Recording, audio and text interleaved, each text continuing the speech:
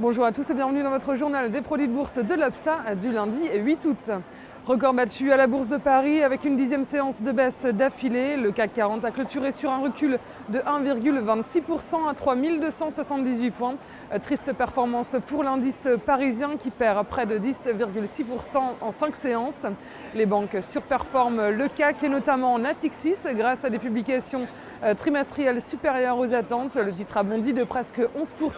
Il affiche la meilleure hausse du CAC et toujours du côté des valeurs financières, Crédit Agricole et BNP Paribas sont stables ou en légère hausse.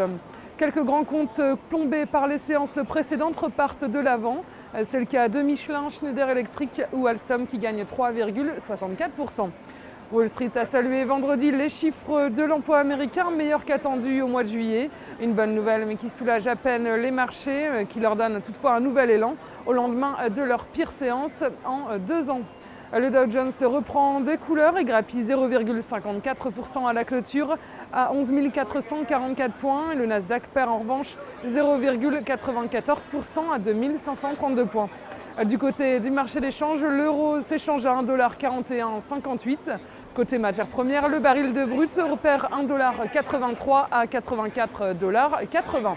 Sur le marché des dérivés, les volumes sont toujours élevés avec 83,6 millions d'euros échangés dans la 10e séance consécutive de repli. Le ratio call-put amplifie la divergence entre call et put avec seulement 25% d'investisseurs haussiers contre 75% des investisseurs baissiers, aussi bien pour les varants que pour les turbos. En ce qui concerne la répartition par type de produits, ceux à levier dominent, ils sont favorisés par la volatilité qui reste très élevée. Les turbos baissent légèrement à 38,9% et les varants baissent à 33,4% des échanges. Les certificats benchmark 100% doublent leur part de marché avec 20% des volumes, favorisés par la recherche de diversification des investisseurs. Concernant la répartition par sous-jacent, les indices dominent à 74%, signe de l'inquiétude qui règne. Les actions progressent à 13,7% et les matières premières s'apprécient légèrement à 11%.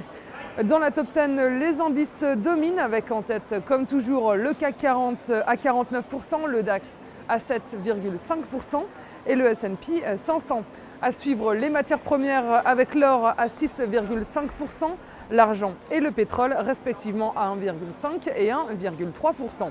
Côté actions à suivre, on retrouve Saint-Gobain, Bouygues et Danone pour les alimentaires et côté financière, on retrouve BNP Paribas.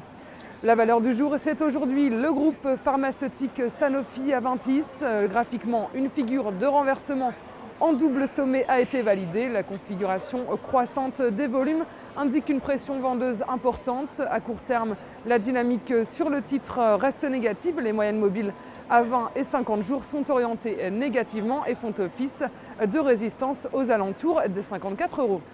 Dans ces conditions, une baisse en direction des 48 et des 46,25 € est à attendre. La stratégie qui vous est proposée pour jouer cette valeur, c'est l'achat du warrant put Sanofi-Aventis à 4 926 T d'Unicredit au prix d'exercice de 50 € et d'échéance au 2 décembre 2011. Voilà, c'est tout pour aujourd'hui. Bonne journée et à demain.